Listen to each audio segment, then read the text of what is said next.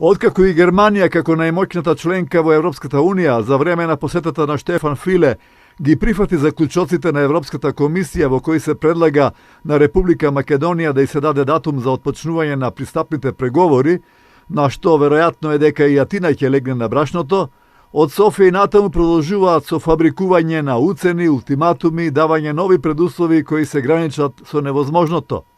До 13 декември, кога треба да се донесе одлуката на Советот на Европската Унија за отпочнување на преговорите во Република Македонија да се изменат учебниците по историја, а ако нема време, тогаш тоа да се направи до пролетта 2013 година. Наводно, нашата историја се пишувала на антибугарска основа. Но кога ќе им се предложи одржување министерска средба на која ќе се разговара за такви проблеми, тогаш велат дека се потребни дела, а не зборови. Дури ја отфрлат идејата за тоа да разговарат историчарите на обете земји, која долго време беше нивна официјална платформа и задолжителна реторика.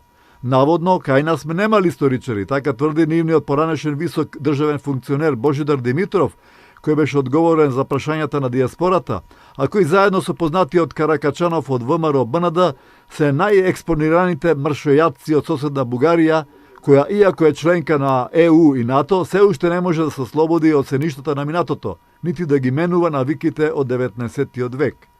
И како што се оценува во високи академски кругови во Атина, а што е познато и во Лондон, се работи за смислена политика на обете земји зацртана од пред 5-6 години, според која, откако Грција ќе ги исфрли сите своји адути и кога ќе биде притисната до крај, понатамошната македонска интеграција во Европската Унија да биде спречувана од Софија.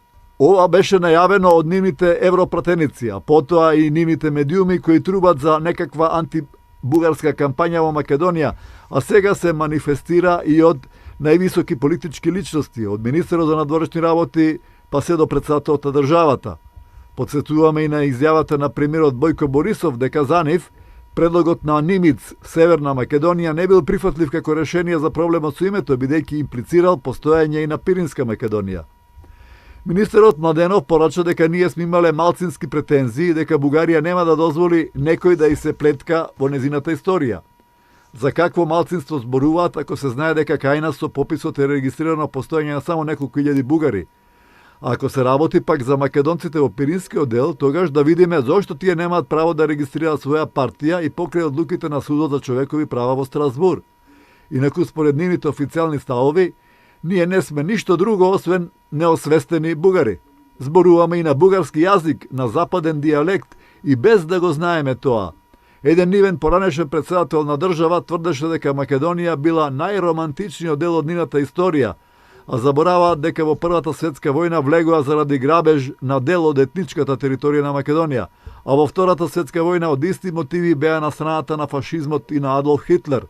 Беа окупатори во Македонија, но жестоко се бореа против изнесената вистина во филмот Трето полувреме за нивното учество во депортацијата на евреите од Македонија во злогласниот логор Треблинка.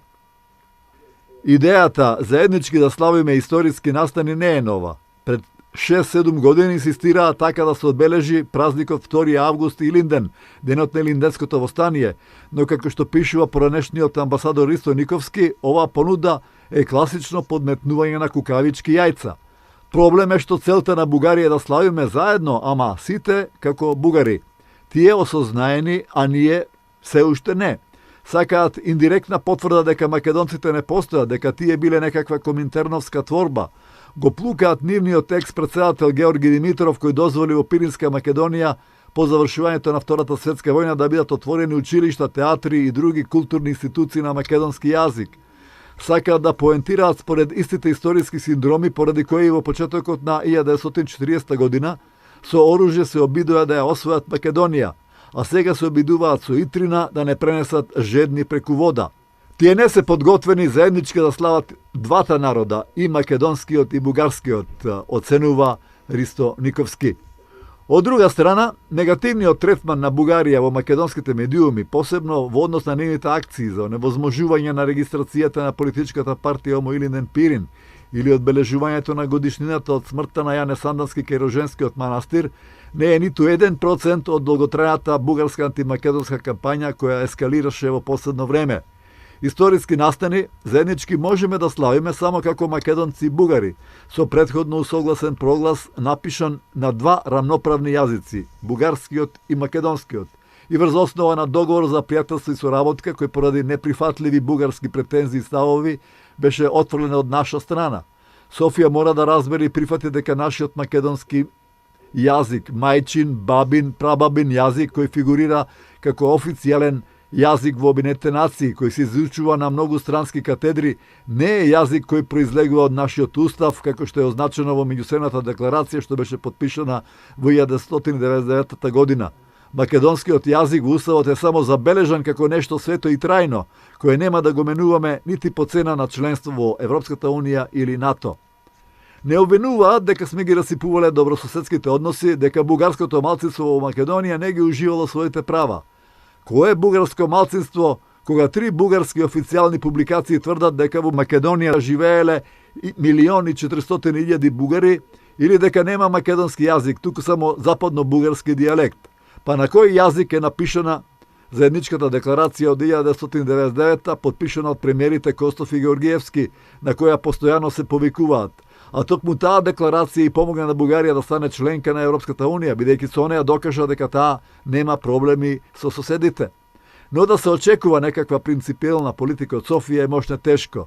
На Јосиф Висарионовиќ Сталин во времето му се додворува дека се словени, а на Адолф Хитлер дека немаат никакви врски со словените.